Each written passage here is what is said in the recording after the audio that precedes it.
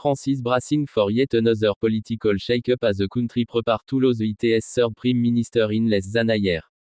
Prime Minister B is expected to hand in his resignation on Tuesday after his government suffered a dramatic defeat in Parliament. In a high-risk move, B himself had called a vote of confidence, hoping to strengthen his mandate and rally lawmakers behind his economic program. Instead, the gamble backfired. Nearly two-thirds of parliamentarians voted against him, uniting from across the political spectrum to bring his government down.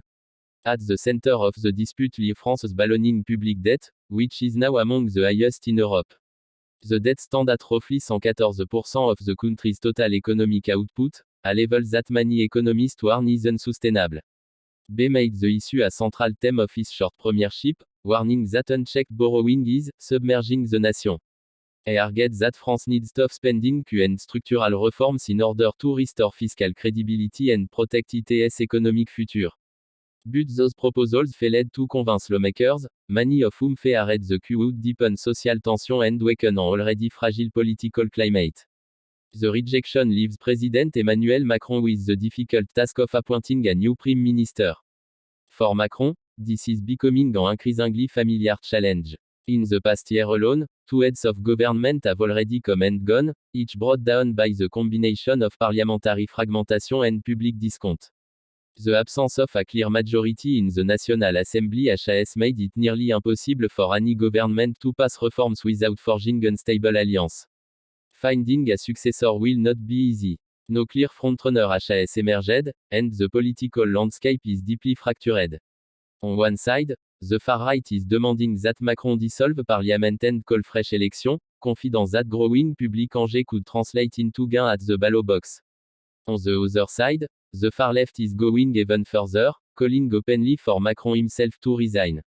While there is little indication that the president intends to step aside, this pressure underlines the degree to which France's political center has weakened. The crisis comes at a sensitive time for the country. International investors are closely watching how France manages its debt problem, while ordinary citizens remain worried about inflation, purchasing power, and job security. A prolonged period of political instability could undermine confidence in the government's ability to act. For Macron, whose presidency has been defined by repeated clashes with parliament, the stakes could not be higher.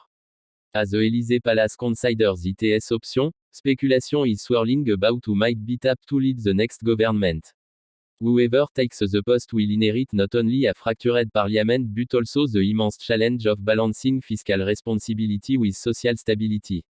With the far right and far left both sensing an opportunity to press their demands, the next Prime Minister will face one of the toughest political landscapes France has seen in decades.